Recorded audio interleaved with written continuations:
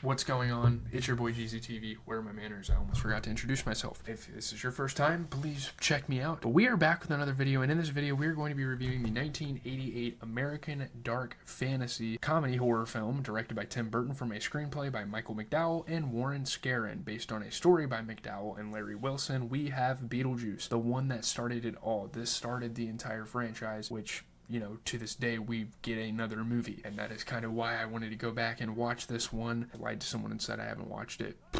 Come on, man. You know me. Oh, what a loser! Here we are, boys and girls. Why am I fucking lagging? It is time to review a sci-fi classic. And hey, look at that. It's Michael Keaton again. He makes another appearance on the channel. We've talked about him a couple of times before. I think we even talked about him with his Batman movies. Those might be on the channel somewhere. Obviously, those videos were pretty shit, so probably wouldn't go see those. But Beetlejuice. Beetle! What the fuck was that? Anyways, we have Beetlejuice. Attention, keyboard shoppers.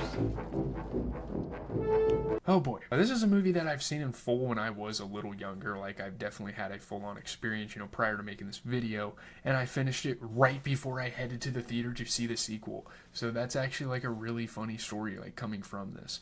Like, it was like 20 minutes before I had to leave because I took someone to the theater. I went with someone to it. It's crazy. Also, I just watched the second film. Like, I'm recording this probably 3 hours, give or take, after I watched the second film. So don't worry, that video will be coming as soon as possible.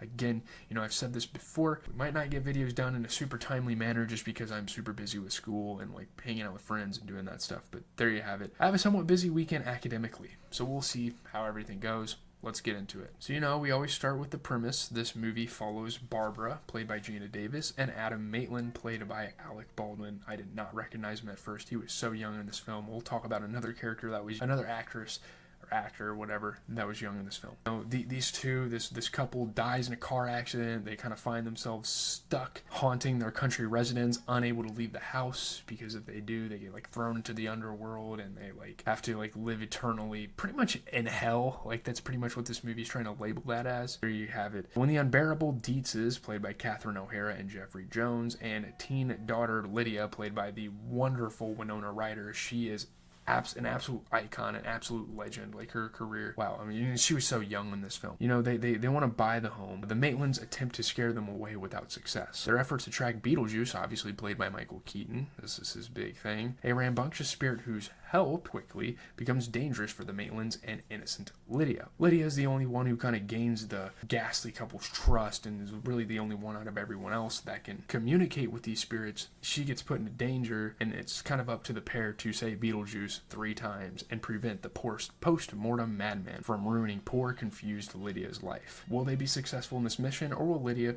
have to succumb to the dead and be forgotten forever? That is something you will have to find out for yourself. I'm not going to spoil shit for you guys, so let's go. Getting into the good overall, like, just speaking of the Beetlejuice franchise as an entirety, I just like the goofiness of it. Like, I like how goofy and stupid and foolish the movies can get. Usually I am quick to hate on a movie because of how silly and exaggerated some of them can get, especially in the comedy world. But it works out for this movie extremely well, simply because it was put forth right at the beginning that this movie wasn't meant to be taken seriously. Right from the start, you know, like, hey, this is a dumbass movie. Like, honestly, you're gonna see some stupid shit, and it should be normal for you. Sometimes it is great to get an hour and a half break from life where you can just laugh at the foolishness of this movie, and it's just great comedic relief. Also, just the aesthetic of a Tim Burton film, it always bodes well for me. Like, there's so many, I know some people don't really like Tim Burton, but there's a lot of films he's done that it's like, holy cow, without his aesthetic, without his artistic vision, I don't know, like, this wouldn't even be that good of a movie. And that's gonna go for the sequel as well, and again, you'll see that in that review. He's just a super unique director. Like, no one else really does what he does.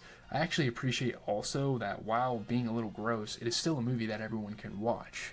You know, it's pretty nasty. It gets kind of gross, but it's still a family-friendly PG movie, which is insane. It does a good job of combining the genres of horror, comedy, and fantasy. It's a mess of a movie, but that's like kind of the beauty of it.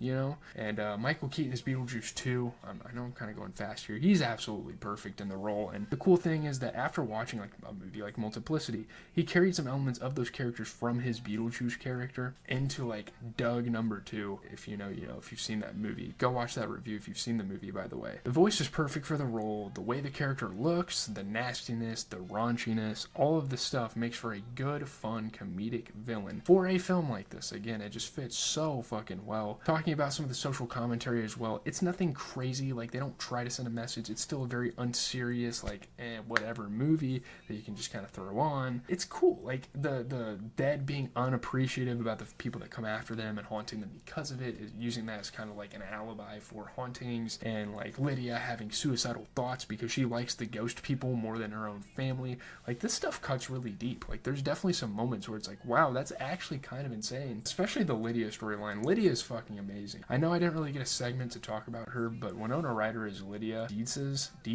is fucking great. She's awesome. There's some great concepts woven in there that would eventually turn this thing into a franchise, of course. Getting into the bad, the effects fucking sucked in this movie, obviously. Like, it's fine. The movie came out almost 40 years ago. Like, that's okay, but it was distracting. I'm not talking about like the artistic, exaggerated, like, oh, my eyeballs are popping out of my head. Those were actually cool, and that like attests to Tim Burton's amazing artistic vision. It's just like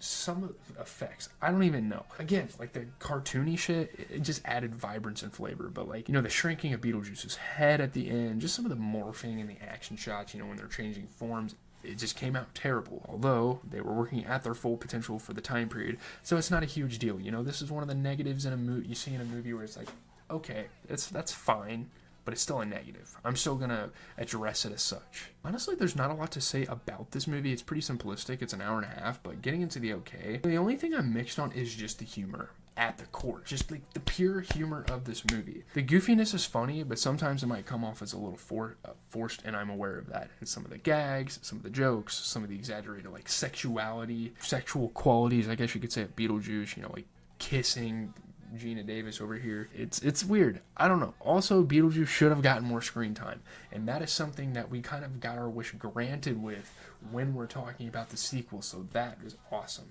We will get to that. Michael Keaton did a great job in the role, though. No major complaints from me. Like, for the screen time he was given, I think he does a really good job. Again, no complaints. It is review time. I don't know why my computer sucks this fucking bad, but the movie should be considered a classic, but in terms of just a film in general, and, comparing it to other stuff in the genre, I don't know. Let's just pull up the tier list and block my face so I don't have to worry about watching myself fucking lag when I'm editing. The movie's just not great. It's definitely a good movie. It's just not great. It's not going to be that Grail in my books. I love the lore. I love the concept. It's just the effects suck on a technical level in some areas, and the humor hasn't aged necessarily well. This is another one of those aged 80s films. It's the only one of its kind, so like that's fine by me, but still, you have to point out the obvious. You have to point out some things sometimes. The character of Beetlejuice and the backstory could have probably been covered better, but that honestly wasn't a huge deal. And again, these are problems that you see get fixed with the sequel. Now that we have a sequel, yeah, you could probably watch that alone and be fine. Obviously, you wouldn't understand like the lore of Lydia's character and how important she is. You probably could get away with that. So with that being said, I'm going to give this a 7.8 out of 10. It is satisfactory. It does its job. It's fine. It gets in, gets out in an hour and a half, and it's not like you're sitting there